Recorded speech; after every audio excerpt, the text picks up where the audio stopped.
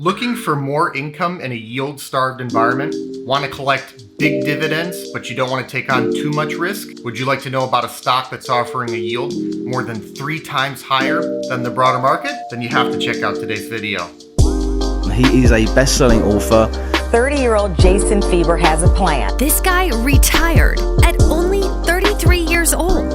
I don't know if I know too many people that have accomplished something like that. He's really kind of a guru when it comes to passive income. Before I get into today's content, please give us a big thumbs up if you find value in our videos. Helps us to get the word out and grow the channel, and I'd really appreciate it. I want to tell you about a high-quality stock that pays big, growing, reliable dividends. These growing dividends are funded by growing profit because this business is providing high-value insurance products and asset management services to millions of customers. There are certain business models that have stood the test of time. Insurance is one of them. This business was founded over 140 years ago.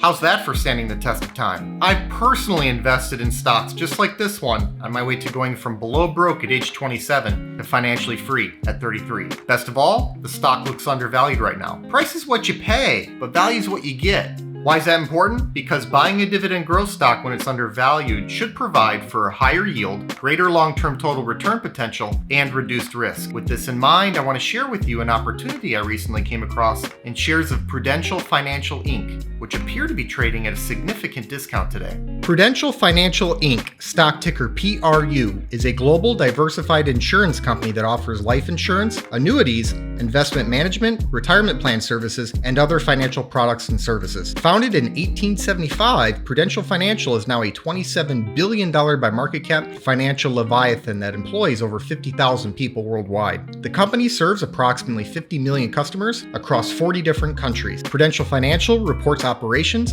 across the following 4 segments. International businesses, 43% of fiscal year 2019 pre-tax segment operating profit. U.S. individual solutions, 24%. Workplace solutions, 20%. And investment management, 13%. This is one of the largest life insurance companies in the United States. And with $1.6 trillion in assets under management, they're also one of the world's largest asset managers. An investment in Prudential Financial is essentially an investment in 2 different businesses simultaneously. You have a very large life insurance business on one side, then you have a significant asset management business on the other. Both business models are solid concepts in isolation. With insurance, there's a lot of profit to be made from the float, the low cost, low risk capital that builds up with the natural lag time between collecting premiums and paying out on claims. And asset management tends to provide excellent fee income when the assets become sizable. Plus, these assets tend to be sticky as investors aren't likely to move these assets around a lot. However, the combination of the 2 business models is an appealing proposition in my view, as the life insurance business is very difficult to gauge profitability on. That's due to the long tail risk nature of policies. A life insurance company won't know the cost of the sold product for many years. I think the financial diversification here reduces uncertainty and helps to protect the company's dividend, a dividend which is formidable. The stock yields a monstrous 6.3% right now. Formidable indeed. To put that into context, it's more than 3 times higher than the broader market's yield. This yield is also almost 300 basis points higher than the stock's own 5-year average yield, which is a remarkable spread. But there's not just yield to be found here, there's also growth. The company has increased its dividend for 12 consecutive years with a 5-year dividend growth rate of 13%. And while the payout ratio currently exceeds 100% on a GAAP trailing 12 months earnings per share basis, that's largely due to recent write-downs from renewed assumptions around interest rates, asset values, and expected returns. The company has historically operated with a sub 50% payout ratio. I suspect future results will show a normalization soon, putting the payout ratio back on track. Looking at business growth, Prudential Financial increased its revenue from $38.414 billion in fiscal year 2010 to $64.807 billion in fiscal year 2019. That's a compound annual growth rate of 5.98%. Very solid. I usually like to see mid-single digit top-line growth from a mature business like this. They're right on the mark. However, not all of this growth was organic. Prudential Financial has been mildly acquisitive over the last 10 years, with the most recent recent example being a $2.35 billion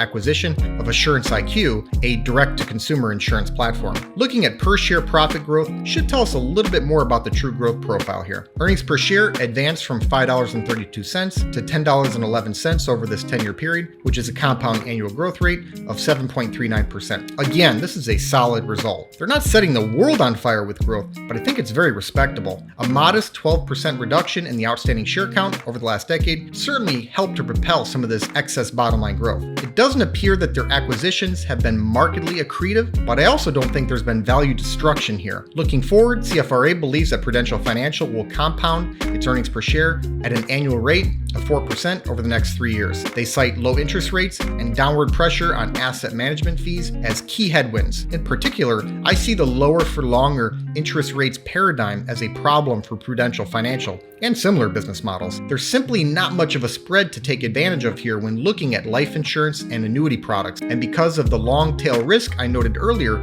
it's difficult to ascertain just how much risk is being taken on. On the other hand, CFRA notes price hikes, product revamps, expansion, and improved risk discipline as areas to be excited about. Regarding expansion, even though this is a global firm, Prudential Financial generates most of the revenue from just 2 markets, the United States and Japan. Prudential Financial is expanding its presence in developing markets, which comes with advantages and disadvantages. Overall, I think CFRA has a balanced view. A 4% earnings per share growth forecast seems reasonable to me, and that would portend like dividend growth over the foreseeable future. Moving over to the balance sheet, their financial position is strong. The long-term debt to equity ratio is 0.31, and credit ratings indicate excellence. Long-term senior debt features the following credit ratings: A from Standard & Poor's, A3 from Moody's, and A- from Fitch. Profitability appears to be robust. Over the last 5 years, the firm has averaged annual net margin of 8.58% and annual return on equity of 10.80%. There's a lot to like about Prudential Financial as a long-term investment, and the business is somewhat competitively protected by its scale across both insurance and asset management. Their ability to spread risk out across a large firm is an advantage. Of course, there are risks to consider. Competition, litigation, and regulation are omnipresent risks in every industry. Life insurance as a product is difficult when it comes to assessing risk. A company won't know the cost of that product until many years later when the claim finally comes in. The asset management side of the business is under constant pressure to reduce fees. Low interest rates appear to be here to stay for a long time. This hurts a company's ability to earn profit from a spread. Both the insurance and asset management sides of the business are harmed by this, and the company is in danger of chasing return and/or income. On the other hand, low interest rates make the company's stock more attractive on a relative basis. Lastly, the company has substantial exposure to financial markets. Any major drop in these markets hurts the company via reduced returns and fees on managed assets. Overall, I see this as a fine long-term investment at the right valuation. With the stock now down almost 30% from its 52-week high, the valuation appears to be attractive. The stock doesn't have a price-to-earnings ratio right now. That's due to the aforementioned recent write-downs. However, other metrics indicate undervaluation. That includes the price-to-book ratio